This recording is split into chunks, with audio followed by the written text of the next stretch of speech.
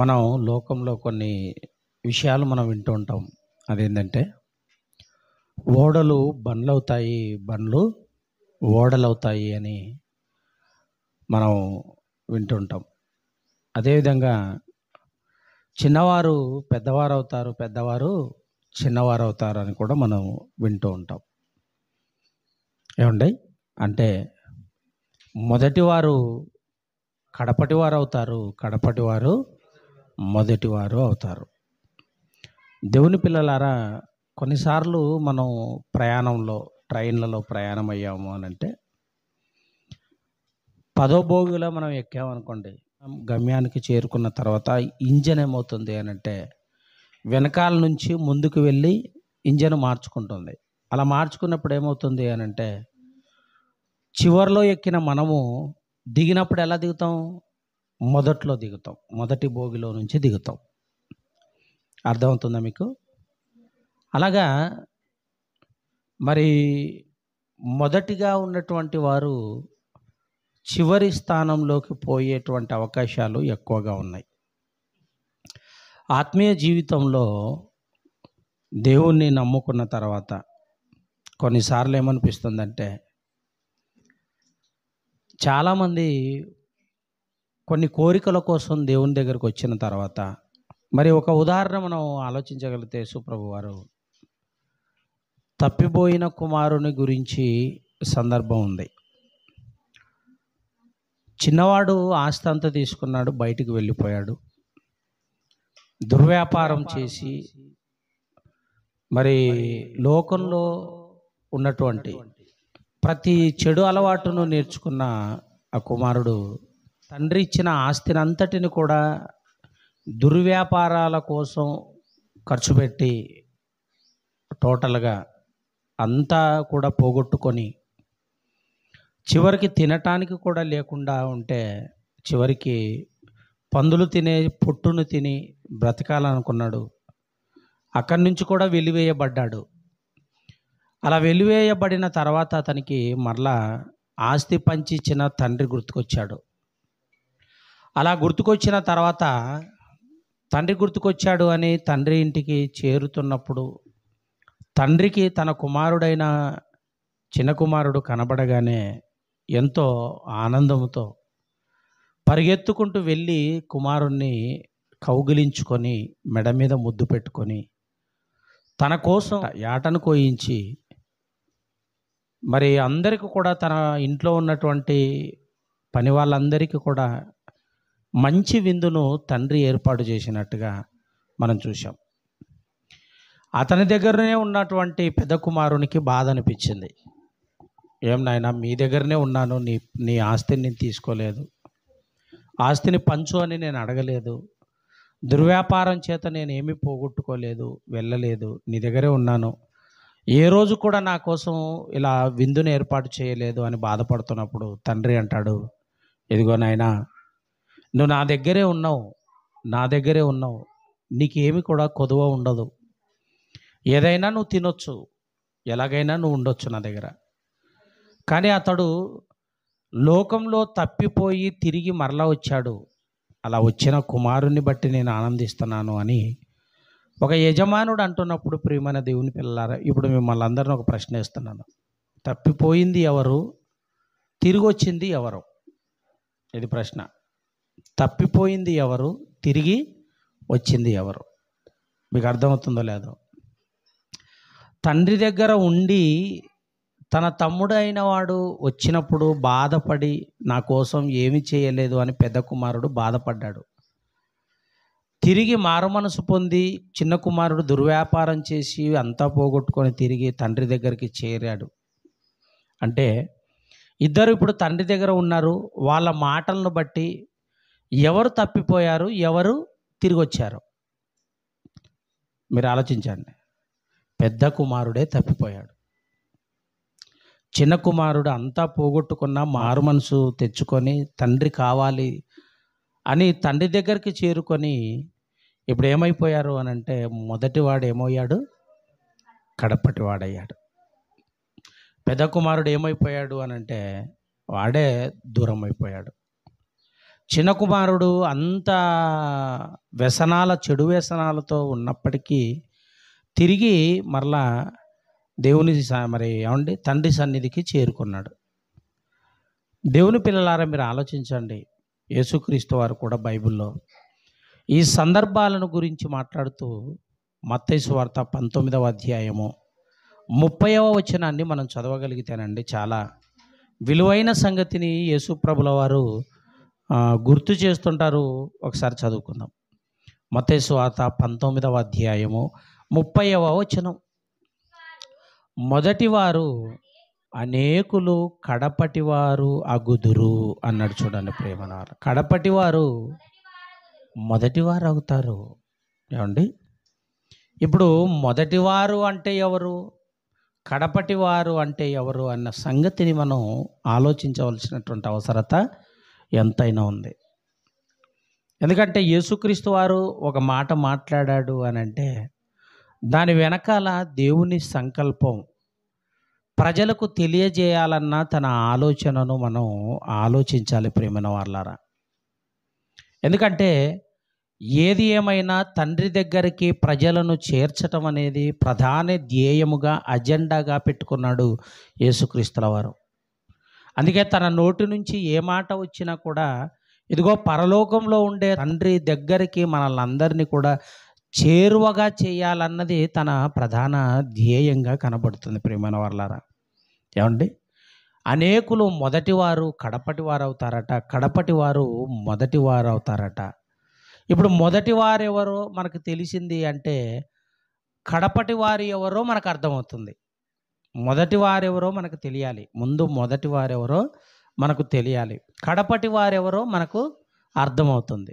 దేవుని పిల్లలారా, ఇప్పుడు మొదటి వారిని మనం ఆలోచించగలిగితేనండి బైబిల్లోనే చూడాలి. ఎందుకంటే మొదటి వారైనా కడపటి వారైనా మనకు తెలియాలి అని అంటే ఎవరో చెబితే మనం వినాల్సిన అవసరం ఏమీ లేదు. దేవుడు చెప్పాలి, బైబిల్ చెప్పాలి. కారణం, మనము బైబిల్లో నుంచి తీసుకున్న మాటల ద్వారానే మనం స్థిరులుగా మారగలుగుతామే తప్ప మనుషుల యొక్క భావాలలో నుంచి మాటలు వచ్చాయి అని అంటే వాటి ద్వారా మనకు ఎటువంటి ప్రయోజనము ఉండదు అని గ్రహించాలి ప్రియమైన వాళ్ళారా. ఎందుకంటే వాక్యం అనేది గ్రహించు వానికి అర్థమవుతుంది, ఆలోచించిన వానికి అర్థమవుతుందే తప్ప ఆలోచన లేకుండా పై సంగతులను ఆలోచిస్తే బైబిల్ ఎప్పుడు కూడా అర్థం కాదు అని మనం తెలుసుకోవాలి, ఆలోచించాలి. ఎందుకు ఈ మాట దేవుడు చెప్పాడు, ఎందుకు ఈ మాట, దేవుని ప్రణాళిక ఏంటి, అసలు ఈ మాట వెనకాల ఉన్న దేవుని ఉద్దేశం ఏంటి, యేసుప్రభు వారి ఆలోచన ఏంటి, ఇవన్నీ కూడా మనం తెలుసుకోవాలి. అలా తెలుసుకున్నప్పుడే బైబిలు తొందరగా అర్థం కావటానికి అవకాశం ఉంది ప్రియమైన వాళ్ళారా. ఎందుకంటే అన్నీ తెలియకపోయినా, బైబిల్ అంతా మనకు అర్థం కాకపోయినా, కనీసం పరలోకానికి వెళ్ళటానికి ఏ మాటలైతే అవసరమో వాటినైనా మనం అర్థం చేసుకోవాలి. అంతే కదండి. అన్నీ తెలియకపోయినా, అన్ని సందర్భాలు మనకు అర్థం కాకపోయినా, కనీసం పరలోకానికి చేర్చేటువంటి కొన్ని మాటలైనా మనకు అర్థం కావాలి. అలా అర్థం చేసుకోవటానికి మనం ఎప్పుడు కూడా ప్రయత్నం చేస్తుండాలి ప్రియమైన వాళ్ళారా. ఆలోచించండి, మనము ప్రయత్నం చేయాలి. అదే చెప్తున్నాడు. ఇప్పుడు మొదటివారు కడపటి వారు అవుతారంటున్నాడు, కడపటి వారు మొదటివారు అవుతారు అని చెప్తున్నాడు. దేవుని పిల్లలారా, మరి మొదటి వారెవరో తెలుసా? ఒకసారి మత్తయి సువార్త 10వ అధ్యాయము 5వ వచనం 6వ వచనాన్ని మనం చదువుకుందాం. ఏమండి, యేసు ఆ 12 మందిని పంపుచు వారిని చూచి వారికి ఆజ్ఞాపించినదేమనగా, మీరు అన్యజనుల దారిలోనికి వెళ్ళకుడి, సమరయుల ఏ పట్టణములోనైనను ప్రవేశింపకుడి గాని ఇశ్రాయేలు వంశములోని నశించిన గొర్రెల యొద్దకే వెల్లుడి అంటున్నారు. చూడండి ప్రియమైన వాళ్ళారా, యేసు ప్రభువు మాట్లాడుతూ, మీరు సమరయుల ఏ పట్టణానికైనా మీరు వెళ్ళొద్దండి, సమరయుల ఏ పట్టణమైనా మీరు వెళ్ళొద్దండి. అంటే అర్థం ఏంటి? సమరయులు. ఏమండి, ఆలోచించండి ప్రియమైన దేవుని పిల్లలారా. అన్యజనుల దగ్గరికి మీరు వెళ్ళొద్దండి అంటున్నాడు. సమరయుల ఏ పట్టణానికైనా మీరు వెళ్ళొద్దండి. కానీ ఇశ్రాయేలీయ వంశములలో నశించిన గొర్రెలు ఉన్నారు. ఇశ్రాయేలీలలో ఎవరైతే ఇశ్రాయేలీ వంశాలు ఉన్నాయో, మరి ఇశ్రాయేలు వంశాలు ఏంటివి? వంశం అంటే మనకు తెలుసు కదండి, గోత్రాల వాళ్ళు. ఇశ్రాయేలు వంశాలు ఈ 12 గోత్రాలు ఏవైతే ఉన్నాయో, ఏమండి, ఈ గోత్రాలలో నుంచి అనేక మంది, లక్షల మంది పుట్టారు వంశాలలో. ఆ గోత్రంలో ఇశ్రాయేలు గోత్రాలు, ఈ గోత్రాలలో అనేక మంది పుట్టారు, అనేక మంది చెదిరిపోయారు. మీరు వెళ్ళేటప్పుడు ఎవరి దగ్గరికి వెళ్ళాలి అని అంటే, మీరు ఇదిగో ఇశ్రాయేలీలలో, ఇశ్రాయేలు వంశములలో ఎవరైతే నశించిన గొర్రెలు ఉన్నాయో, అంటే ఇశ్రాయేలీలలో మాత్రమే, వాళ్ళ దగ్గరికి మాత్రమే మీరు వెళ్ళాలి అని చెప్తుంటాడు. అంటే వాళ్ళ దగ్గరికే వెళ్ళాలి, వాళ్ళకే మీరు వాక్యం చెప్పాలి, వాళ్ళకే అద్భుతాలు చేయాలి, వాళ్ళకే సూచక్రియలు చేయాలి, వాళ్ళకే మీరు చెప్పాలి అని పర్టికులర్గా ఎందుకు చెప్తున్నాడు అని అంటే, దీన్ని బట్టి మనం ఆలోచించగలిగితే ప్రియమైన దేవుని పిల్లలారా, క్రీస్తుకు పూర్వము జరిగిన సందర్భాలు మనం ఆలోచించగలిగితే ఎంతోమంది జనాంగం ఉంది అందులో. ఏమండి, ఇశ్రాయేలీలు, ఫిలిస్తీయులు, అమోరీయులు, ఏమండి, ఇలా రకరకాలుగా ఎంతోమంది ఉన్నారు. అన్యజనులు ఉన్నారు, అలాగే ఇశ్రాయేలీలు ఉన్నారు. కానీ అందరిలో ఎక్కువగా ప్రాధాన్యతనిచ్చింది ఎవరికి అనంటే, ఏమండి, ఎక్కువగా ప్రాధాన్యతనిచ్చింది ఎవరికి అనంటే ప్రియమైన దేవుని పిల్లలారా, ఇశ్రాయేలీలకు ఎక్కువగా ప్రాధాన్యతనిచ్చినట్టుగా మనకు కనబడుతుంది బైబిల్లో. మరి యేసు ప్రభు వారు అందరినీ కాపాడాలనుకున్నప్పుడు ఇశ్రాయేలీల దగ్గరికే మీరు వెళ్ళాలని ఎందుకు చెప్తున్నాడు? అర్థమవుతుందా? ఇశ్రాయేలీల దగ్గరికే వెళ్ళమని ఎందుకు చెప్తున్నాడు అని అంటే, ఇశ్రాయేలీలలో మరి దేవుని ప్రజలు అని పిలువబడిన వారు, దేవుని రాజ్యము అని పిలువబడిన వారు, దేవునికి ప్రియమైన పిల్లలు ఇశ్రాయేలీలు అని పిలువబడిన వారు గతంలో, క్రీస్తుకు పూర్వం. అలాంటి వారిని రక్షించాలి అనేటువంటి ఉద్దేశంతోనండి ఏమంటున్నాడు అని అంటే, ఇదిగో ఇశ్రాయేలు వంశములలో నశించిన గొర్రెల యొద్దకి మీరు వెళ్ళుడి, కానీ ఇక ఎవరి దగ్గరికి వెళ్ళొద్దండి అని అంటే, ప్రథమ స్థానం ఎవరికి ఇస్తున్నాడు దేవుడు? ఇశ్రాయేలీలకు. అంతేనా? ఇశ్రాయేలీలకు ప్రథమ స్థానం ఇస్తున్నాడు. అలాగే ఇంకొక మాటను మనం చూడగలిగితేనండి, అపోస్తల కార్యాలు 13వ అధ్యాయము 44వ వచనం. అపోస్తల కార్యాలు 13వ అధ్యాయము 44వ వచనాన్ని మనం చదవగలిగితేనండి, చాలా ఉత్తమమైన మాట మనకు కనబడుతుంది. అదేంటంటే, మరుసటి విశ్రాంతి దినమున దాదాపుగా ఆ పట్టణమంతయు దేవుని వాక్యము వినుటకు కూడి వచ్చెను. యూదులు జనసమూహములను చూచి మత్సరముతో నిండుకొని దూషించుచు పౌలు చెప్పిన వాటికి అడ్డము చెప్పిరి. అప్పుడు పౌలును బర్నబాయు ధైర్యముగా ఇట్లనిరి. ఏమన్నారు? దేవుని వాక్యము మొదట మీకు చెప్పుట ఆవశ్యకమే అన్నాడు. చూడండి ప్రియులారా, 13:44 వచనంలో అపోస్తల కార్యాలు. మళ్ళీ చెప్తున్నాను కదా, జాగ్రత్తగా తీసుకోండి. ఏమంటున్నాడు? దేవుని వాక్యము మొదట మీకు చెప్పుట ఆవశ్యకము. దేవుని వాక్యము మొదట ఎవరికి చెప్తున్నారు ఇక్కడ? వీళ్ళు పౌలు గారు, బర్నబా ఎవరికి చెప్తున్నారు? అర్థమవుతుందా మీకు? ఎవరు వీళ్ళు అనంటే, ఇశ్రాయేలీలు, అంటే యూదులు. వీళ్ళందరూ కలిసి ఇశ్రాయేలు అని పిలువబడుతున్నారు కదా. కనుక ఇప్పుడు వీళ్ళు వాక్యం చెప్పేది ఎవరికి మొదట చెప్తున్నాడు అనంటే, ఇశ్రాయేలీలకే మొదట చెప్తున్నాడు. మీకు చెప్పాలి ముందు. మీకు అర్థమవుతుందండి? అంటే అప్పుడప్పుడు ఎవరికైనా మనం జ్ఞానపు మాటలు చెప్తుంటే వాళ్ళు ఏమంటారంటే, ముందు మీ ఇంట్లో చెప్పుకోండి, తర్వాత నాకు చెప్పండి అంటుంటారు. చూసారా? ఆ టైప్ అనమాట. అందుకే దేవుడు కూడా మొదట ఏం ఆలోచిస్తున్నాడు అంటే, తన సొంత వాళ్ళు అని ఎవరినైతే అనుకున్నాడో వాళ్ళకే వాక్యాన్ని ముందు చెప్పాలని దేవుడు అనుకున్నాడండి. అర్థమవుతుందా మీకు? మొదట తన ప్రజలని ఎవరినైతే దేవుడు అనుకుంటున్నాడో వాళ్ళకే వాక్యం చెప్పమంటున్నాడు. ఎవరు వాళ్ళు అని అంటే ఇశ్రాయేలీలు. అంటే ఇప్పుడు మొదటి వాళ్ళు ఎవరు అని మనకు అర్థమైంది? ఇశ్రాయేలీలు మొదటివారు. ఇశ్రాయేలీలు మొదటివారు. ఇప్పుడు రెండో మరి కడపటి వాళ్ళు ఎవరు అని ఆలోచించగలిగితే ప్రియమైన వారలారా, ఏమండి, ఇప్పుడు మొదటివారు అంటే ఇశ్రాయేలీలు అని మనకు అర్థమైంది. ఎందుకంటే వాక్యం చెప్పిన వాళ్ళకే వాక్యం చెప్పాలి. ఇశ్రాయేలీల్లో నశించిన గొర్రెలు ఎవరైతే ఉన్నారో వాళ్ళ గ్రామాలకు, వాళ్ళ పాలెములకు వెళ్ళి వాక్యాన్ని చెప్పండి అని యేసుక్రీస్తు వారు ప్రత్యేకంగా చెప్తున్నాడు అని అంటే, మొదటి స్థానాన్ని ఇశ్రాయేలీలకు ఇస్తే ఇశ్రాయేలీలు ఏమైపోయారు అని అంటే, ఏ రోజు కూడా ధర్మశాస్త్రాన్ని వాళ్ళు పట్టించుకోలేదు. ఏ రోజు కూడా దేవుని యొక్క వాక్యాన్ని పట్టించుకోలేదు. వాళ్ళు ఇశ్రాయేలీలు పట్టించుకోలేదు. యేసుక్రీస్తు వారు ఏమండి మెస్సయ్యగా వచ్చిన యూదులు ఇప్పటికీ కూడా ఇజ్రాయేల్ దేశంలో, ఇజ్రాయేల్ దేశంలోనండి ఇప్పటికీ కూడా మా కొరకు మెస్సయ్య వస్తాడు అనే భావనతోటే ఉన్నారే తప్ప, ఇదిగో ఆయన మొదటి రాకడ అయిపోయింది, భూమి మీదకి వచ్చాడు, 33.5 సంవత్సరాలు బ్రతికాడు, ఆ 3.5 సంవత్సరాలలో ప్రపంచానికి దేవుని యొక్క వాక్యాన్ని, సువార్తను ప్రకటించాడు, వెళ్ళిపోయాడు అని ఏమండి ఈ బైబిల్లో ఎన్నో సాక్ష్యాలు ఉన్నా ఇప్పటికీ ఇంకా మా కొరకు వస్తాడు అని వాళ్ళు ఎదురు చూస్తున్నాడట.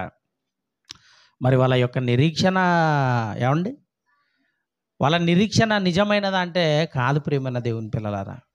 కానీ యేసుక్రీస్తు వారు మెస్సయ్యగా వచ్చి భూమి మీదకి వచ్చి దేవుని యొక్క వాక్యాన్ని ప్రకటించి అనేకులకు ఏమండి పరలోక సంబంధమైన జ్ఞానాన్ని ప్రకటించి తన ప్రాణాలను భూమి మీద పెట్టి వెళ్ళిపోయాడు అన్నది ఎవరు నమ్ముతున్నారు అని అంటే, ఇదిగో అన్యజనులుగా ఎవరైతే ఉన్నారో వారు నమ్ముతున్నారు. అనగా ఇప్పుడు మనందరం ఎవరు అన్నమాట? మన ప్రారంభం ఏంటి అంటే అన్యజనులం. మన ప్రారంభం అన్యజనుల లిస్టులో ఉన్న వాళ్ళం. అయితే ఎప్పుడైతే క్రీస్తుని అంగీకరించామో, ఎప్పుడైతే క్రీస్తు బోధన అంగీకరించామో, అప్పుడు యేసుక్రీస్తు వారిలోకి మనం బాప్తిస్వం తీసుకున్న తర్వాత, ఆయనను ధరించుకున్న తర్వాత మనం ఏమైపోయాము అని అంటే క్రైస్తవులు అని పిలుస్తున్నాడు. క్రీస్తును ధరించుకున్న ప్రతి ఒక్కరు కూడా క్రైస్తవులు అని పిలువబడతారు. కనుక ఇప్పుడు క్రైస్తవులలోకి మనం మారిపోయాము కనుక అన్యజనులలో అంటే దేవుణ్ణి ఎరుగని ప్రజలలో నుండి దేవుణ్ణి ఎరిగిన ప్రజల్లోకి మనం మారిపోయాం. దేవుడు అంటే ఎవరు? యేసుక్రీస్తు వారు మన సొంత రక్షకుడని, యేసుక్రీస్తు వారు మన ప్రాణాలను రక్షించడానికి లేదా మన ఆత్మను రక్షించడానికి తన ప్రాణాలను ఇచ్చాడు అని, తన రక్తం కార్చాడు అని, శిలువ మీద చనిపోయాడు అని, 3వ రోజు లేచాడు అని, ఇవన్నీ కూడా మనం నమ్మాము గనక క్రైస్తవులు అని పిలువబడుతున్నాం. దేవుని పిల్లలారా, మీరు ఆలోచించండి. మొదటి స్థానాన్ని ఇశ్రాయేలీలకు ఇచ్చిన ఆ స్థానాన్ని వాళ్ళు నిలవబెట్టుకోలేదు, నమ్మడం లేదు. దేవుని యొక్క వాక్యాన్ని నిరర్థకం చేశారు వాళ్ళు. దేవుని యొక్క ఆజ్ఞలను పట్టించుకోలేదు, ఆయన ఉపదేశాన్ని పట్టించుకోలేదు, ఆయన చెప్పిన విషయాలను ఎప్పుడు కూడా అంగీకరించలేదు. అలా అంగీకరించని సరికి ప్రియమైన దేవుని పిల్లలారా, వారు ఏమైపోయారు అని అంటే ఏమండి కడవరి స్థితిలోకి మారిపోయారు ప్రియమైన వాళ్ళారా. కడపటి స్థితి. ఇప్పుడు మొదటి స్థితిలోకి ఎవరో వచ్చి ఉండాలి. ఇప్పుడు వాళ్ళు కడవరి స్థానంలోకి వెళ్ళిపోయారు అంటే మొదటి స్థానంలోకి ఎవరైనా వచ్చారనే కదండి. మొదటి స్థానంలోకి ఎవరైనా వచ్చారని అర్థం అంటాం కదండి. మొదటిగా చెప్పాను, ఓడలు బండ్లు అవుతాయి, బండ్లు ఓడలు అవుతాయి, సామెత ఇది. కానీ బైబిల్లో ఉంది. యేసుప్రభు వారు మాట్లాడింది కూడా అదే. ఏమని మాట్లాడారు? ఇదిగో మొదటి వారు కడపటి వారు అవుతారు, కడపటి వారు మొదటి వారు అవుతారు. ఇప్పుడు మొదటి వారు ఎవరో తెలియాలి. ఏమంటే మొదటి వారు ఎవరో మనకు తెలిసింది. వాళ్ళు వెళ్ళిపోయారు. ఎక్కడికి వెళ్ళిపోయారు అంటే చివరి స్థానంలోకి వెళ్ళిపోయారు. యేసుప్రభునే నమ్మని స్థితిలోకి వెళ్ళిపోయారు అంటే వాళ్ళు ఎవరనాలి? ఇప్పుడు కడపటి వారేనాలి. ఇప్పుడు మొదటి వారెవరు అన్నప్పుడు బైబిల్లో మనం చూడగలిగితేనండి, అపోస్తల కార్యాలు 15వ అధ్యాయము 16, 17 వచనాలు. ఆ తర్వాత నేను తిరిగి వచ్చేదను, మనుషులలో కడమవారును నామము ఎవరికి పెట్టబడెనో ఆ సమస్తమైన అన్యజనులను ప్రభువును వెదుకున్నట్లును పడిపోయిన దావీదు గుడారమును తిరిగి కట్టెదను, దాని పాడైన వాటిని తిరిగి కట్టి దానిని నిలవబెట్టెదనని అనాది కాలం నుండి ఈ సంగతులను తెలియపరచిన ప్రభువు సెలవిచ్చి ఉన్నాడు అని వ్రాయబడి ఉన్నది అన్నాడు. చూడండి ప్రియమైన వాళ్ళారా, నా నామము ఎవరికి పెట్టబడెనో అన్నాడు. ఎవరికి పెట్టబడింది?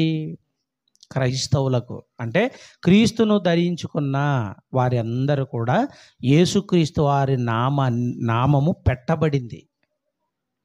ఆయన నామము పెట్టబడింది. క్రైస్తవుడు, క్రైస్తవురాలు లేదా క్రైస్తవులు, ఏమండి, క్రైస్తవులు అని ఎవరైతే నామము పెట్టబడిందో వారి గురించి మాట్లాడుతున్నాను ప్రేమనే వాళ్ళారా. మళ్ళీ ఆ మాట చదివితేనండి, ఆ తర్వాత నేను తిరిగి వచ్చేదను, మనుషులలో కడమవారును. మనుషులలో కడమవారును అంటే వాళ్ళు ఎవరు అని అంటే అన్యజనులు. మొదటి వారు ఇశ్రాయేలీయులైతే మనుషులలో కడమవారు అని అంటే అన్యజనులలో కడమ స్థితిలో ఉన్నటువంటి వారందరినీ కూడా మొదటి స్థితిని రాబట్టడానికి నా నామము పెట్టబడాలి అని చెప్పాడండి. ఎవరికైతే నా నామము పెట్టబడుతుందో ఇదిగో వాళ్ళందరూ కూడా మొదటి స్థితిలోకి వస్తారు, మొదటి వారు అవుతారు. అంటే ఇప్పుడు అన్యజనులు ఏమైపోయారు? మొదటి వారు అయ్యారు. మొదటి వారు అన్యజనులు అయ్యారు అంటే ఇప్పుడు చివరి వారు ఎవరయ్యారు? ఇశ్రాయేలీలు అయిపోయారు. దేవుని పిల్లలారా, మనం కూడానండి ఇంకొక మాట మనం చూద్దామండి. మనం ఇంకొక మాట చూద్దాం. మత్తయి సువార్త 20వ అధ్యాయం. మత్తయి సువార్త 20వ అధ్యాయం. మంచి సందర్భాన్ని మనం ఆలోచిద్దాం ప్రియులారా. మత్తయి సువార్త 20వ అధ్యాయం మొదటి వచనం నుంచి. ఎలాగనగా పరలోక రాజ్యము ఒక ఇంటి యజమానిని పోలి ఉన్నది. అతడు తన ద్రాక్ష తోటలో పనివారిని కూలికి పెట్టుకొనుటకు ప్రొద్దున బయలుదేరి దినమునకు 1 దేనారము చొప్పున పనివారితో ఓడబడి తన ద్రాక్ష తోటలోనికి వారిని పంపెను. తర్వాత అతడు దాదాపు 9 గంటలకు వెళ్ళి సంత వీధిలో ఊరక నిలిచి ఉన్న మరికొందరిని చూచి, మీరును నా ద్రాక్ష తోటలోకి వెళ్ళుడి, ఏమి న్యాయమో అది మీకు ఇత్తునని వారితో చెప్పగా వారును వెళ్ళిరి. దాదాపు 12 గంటలకు 3 గంటలకును అతడు మరలా వెళ్ళి అలాగే చేసెను. తిరిగి దాదాపు 5 గంటలకు వెళ్ళి మరికొందరు నిలిచి ఉండగా చూచి, ఇక్కడ దినమంతయు మీరు ఎందుకు ఊరక నిలిచి ఉన్నారని వారిని అడగగా వారు ఎవడునో మమ్మను కూలికి పెట్టుకొనలేదనిది. అందుకు అతడు, మీరునో నా ద్రాక్ష తోటలోకి వెళ్ళుడనెను. సాయంకాలం అయినప్పుడు ఆ ద్రాక్ష తోట యజమానుడు తన గృహ నిర్వాహకుని చూచి పనివారిని పిలిచి, చివర వచ్చిన వారు మొదలుకొని మొదట వచ్చిన వారి వరకు వారికి కూలి ఇమ్మని చెప్పెను అన్నాడు. చూడండి ప్రియమైన దేవుని పిల్లలారా, మీరు ఇక్కడ బాగా ఆలోచించాలి. ఒక యజమానుని గురించి దేవుని యొక్క రాజ్యము ఒక యజమానుని పోలి ఉన్నది అని రాయబడిందండి. మొదట ఇది గ్రహించాలి. దేవుని యొక్క రాజ్యం ఎలాంటిదంట? ఒక యజమానుని పోలి ఉన్నది అన్నాడు. ఆయనకి ఒక ద్రాక్ష తోట ఉందట. ఆ ద్రాక్ష తోటకి ఉదయాన్నే అనగా ఒక 6 గంటల ఉదయం 6 గంటలకు కొంతమందిని తన ద్రాక్ష తోటలో పని చేయాలని తొలకొచ్చాడు, పంపించినాడు. పంపించిన తర్వాతనండి మరలా ఒకసారి 9 గంటలకు కూడా వెళ్ళాడు. 9 గంటలకు వెళితే మరి వీధులలో ఉన్నటువంటి కొందరిని తీసుకొచ్చాడు. ఇదిగో మీరు కూడా నా ద్రాక్ష తోటలో పని చేయుటకు రండి, మీకు ఏది న్యాయమో ఆ కూలి నేను ఇస్తాను అని వాళ్ళని కూడా తీసుకెళ్ళాడు. మళ్ళీ యజమానుడు ఆలోచించి ఏం చేశాడు అని అంటే మరలా 3 గంటలకు 2 గంటలకు ఒకసారి 3 గంటలకు ఒకసారి మరలా వీధుల్లోకి వెళ్ళాడు. మళ్ళీ కొంతమంది కనబడ్డారు. ఇదిగో మీరు ఎందుకు ఖాళీగా ఉంటారు, నా ద్రాక్ష తోటలో పని చేయండి, మీకు నేను కూలి ఇస్తాను అని వాళ్ళని కూడా తీసుకెళ్ళి ద్రాక్ష తోటలో పంపించింది. పనికి పెట్టేశాడు. మళ్ళీ ఆలోచన వచ్చింది. మళ్ళీ సాయంత్రం ఒకసారి వెళ్ళాడు. 5 గంటలకు కూడా వెళ్ళాడు. ఇక్కడ బాగా ఆలోచించాలి, సందర్భం చాలా బాగుంటుంది, అద్భుతంగా ఉంటుంది. మరి మళ్ళీ 5 గంటలకు వెళ్ళి వాళ్ళందరినీ కూడా ఇదిగో నా ద్రాక్ష తోటలో పని చేయటకు మీరు కూడా రండి, మీకు ఏది న్యాయమో ఆ కూలిని నేను ఇస్తాను అని సాయంత్రం పొద్దు మునిగే టైంలో కూడా తీసుకెళ్ళి పనిలో పెట్టాడు. అలా పనిలో పెట్టిన తర్వాత మొదట 6 గంటలకు పోయింటారు చూసారా, అందరికి ఏం చేశాడంటే ఈయన న్యాయంగా ఏం చేశాడు అంటే కూలికి వచ్చిన ప్రతి ఒక్కరికి కూడా ఒకటే కూలి ఇచ్చాడండి. ఉదాహరణకి ఒక 350 అనుకోండి, లేదు ఒక 500 అనుకోండి. 6 గంటలకు వెళ్ళిన వారికి 500 ఇచ్చాడు, 9 గంటలకు వెళ్ళిన వారికి 500 ఇచ్చాడు, 3 గంటలకు వెళ్ళిన వారికి 500 ఇచ్చాడు, 4 గంటలకు వెళ్ళిన వారికి 5 గంటల సాయంత్రం పొద్దు మునిగే టైంలో వెళ్ళిన వారికి కూడా ఒకటే కూలి ఇచ్చాడు. ఇప్పుడు ఎవరికి బాధ వస్తుంది? మొదట 6 గంటలకు వెళ్ళిన వారు ఉన్నారు చూసారా కూలికి, ఏందయ్యా మేము ఉదయం 6 గంటలకు వచ్చి పని చేస్తున్నాం, మాకు ఒకటే కూలి, ఇప్పుడు ఒక గంట ముందర వచ్చారు వాళ్ళకు కూడా ఒకటే కూలి ఇస్తున్నారు, ఇది ఏమన్నా న్యాయమా అని వాళ్ళు అడిగారండి. మరలా 9 గంటలకు వెళ్ళిన వారు కూడా అడిగారు, సాయంత్రం ఇప్పుడు వచ్చారు కదా, మేము 9 గంటల నుంచి పని చేస్తున్నాం, మరి వాళ్ళకు ఒకటే కూలి మాకు ఒకటే కూలి ఇస్తే మరి ఏంది అసలు, ఇది ఏమన్నా న్యాయమా అని అడిగారండి. అలా అడిగితే యజమానుడు అన్నాడు, ఏమన్నాడు తెలుసా, నా డబ్బు నా ఇష్టం.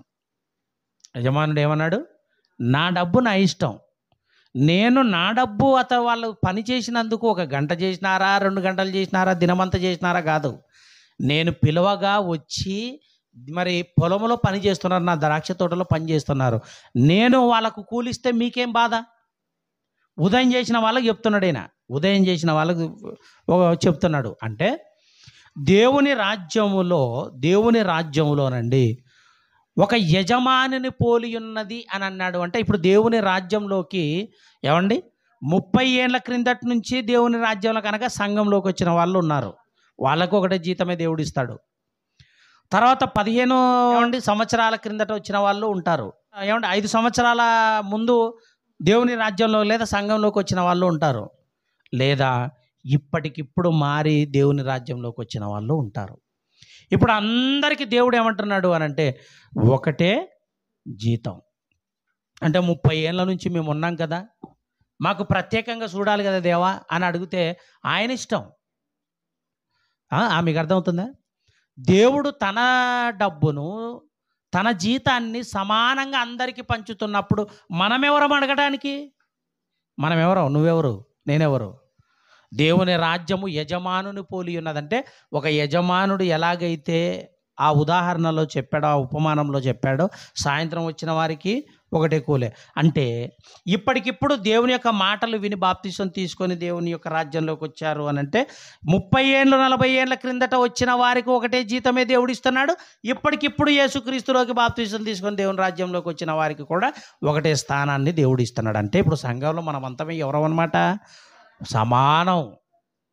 ఇశ్రాయేలీయులను ఇటు అన్యజనులను అందరినీ కూడా ఉభయులను ఏకం చేయడానికి యేసుక్రీస్తు వారు వచ్చారు కదా వారధిగా ఉండి.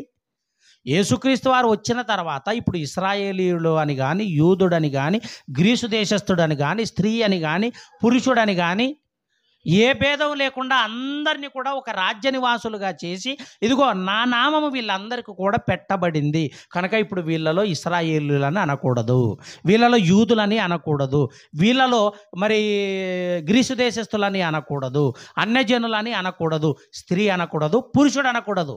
ఇప్పుడు ఏమనాలి? అందరినీ క్రైస్తవులు అనాలి. ఎందుకంటే నా నామం పెట్టబడింది.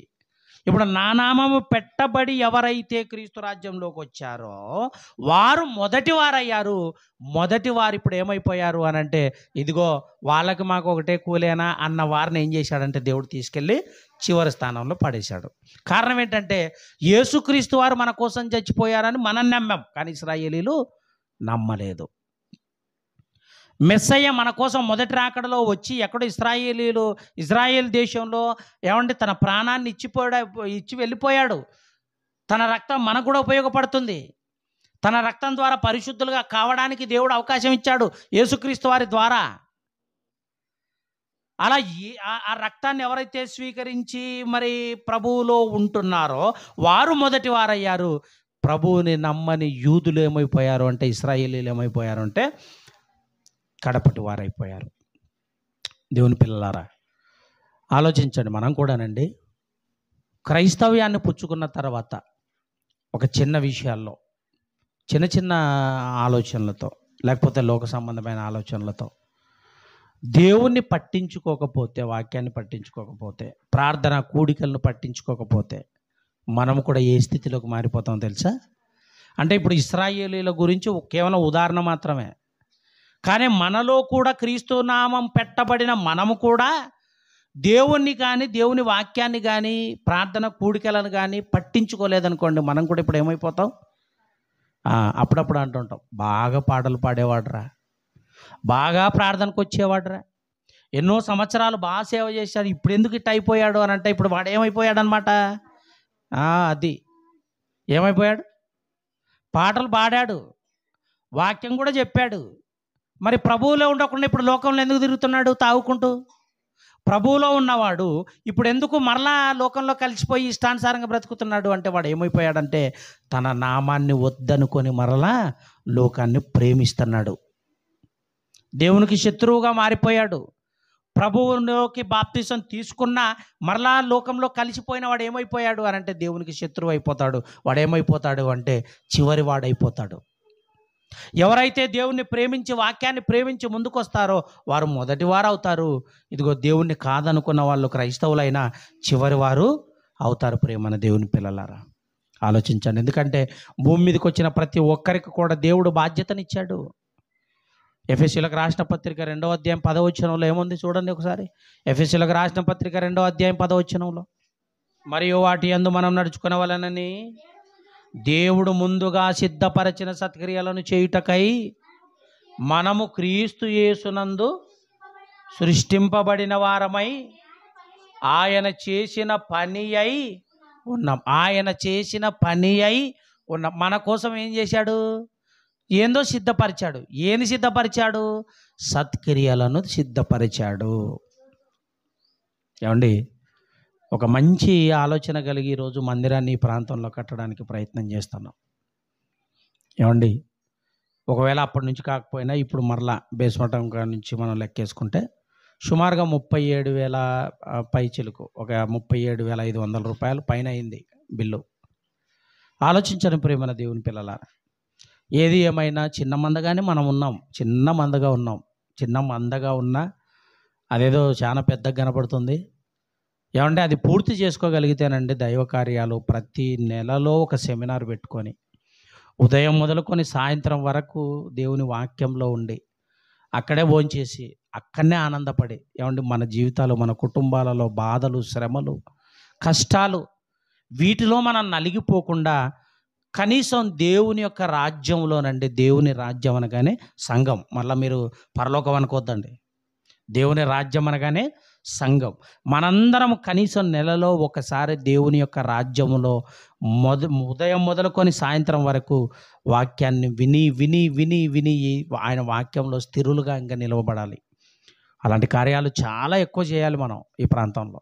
దేవుని పిల్లలారా, మనమే ఉంటామని కాదు, అలాంటి సెమినార్ జరుగుతున్నప్పుడు చాలామంది వస్తారు. వారందరిని చూసుకోవాలి, వారందరికీ భోజనాలు పెట్టాలి, వారందరికీ భోజనం కంటే ముందు వాక్యాన్ని వినిపించాలి. ఏమండి, ఎవరైతే దేవుని వాక్యాన్ని ప్రేమించి వస్తారో వాళ్ళందరూ కూడా దేవుని దృష్టిలో మొదటి వారు అవుతారు. కడపటి వారు ఏమైపోయారు అని అంటే చివరి వారు అవుతారు. కనుక ఇప్పుడు చివరిలోకి వెళ్ళిపోతామా ఇశ్రాయేల్లాగా? ఏమండి, మొదటి వారు చివరి వారిలోకి, మరి ఆ చివరి స్థితిలోకి ఉన్నటువంటి వారిలోకి వెళ్ళిపోతారా? చెప్పండి. మనం మొదటి స్థానంలోనే ఉండాలి. కారణం ఏంటంటే యేసుక్రీస్తు వారి నామము పెట్టబడిన వారముగా మనం ఎప్పుడూ ఉండాలి. ఎప్పుడూ ఉండాలి. తీతుకు రాసిన పత్రిక 1వ అధ్యాయం పౌలు గారు తీతుకు కూడా రాస్తూ మంచి మాట చెప్తున్నాడు. అక్కడ కూడా ఒకసారి చూద్దాం. తీతుకు రాసిన పత్రిక 1వ అధ్యాయము 16వ వచనం అండి. దేవుణ్ణి ఎరుగుదుమని వారు చెప్పుకొందురు గాని అసహ్యులను, అవిధేయులను, ప్రతి సత్కార్యము విషయము భ్రష్టులయుండి తమ క్రియల వలన ఆయనను ఎరుగమన్నట్టున్నారు అన్నాడు. చూడండి ప్రేమైన వాళ్ళరా, అర్థమవుతుంది ఇక్కడ మాట.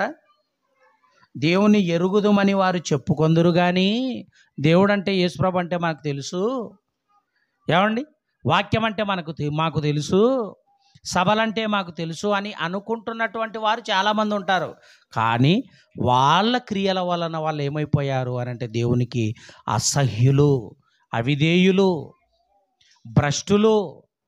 వాళ్ళందరూ ఏమైపోయారు? దేవుని ఎరిగియు కూడా ఎరుగమన్నట్టు ఉన్నారట. అంటే దేవుడు తెలుసు కూడా, ఏమండి, దేవుడు తెలిసి కూడా మాకు తెలియదులే అనుకొని బ్రతుకుతున్నారట.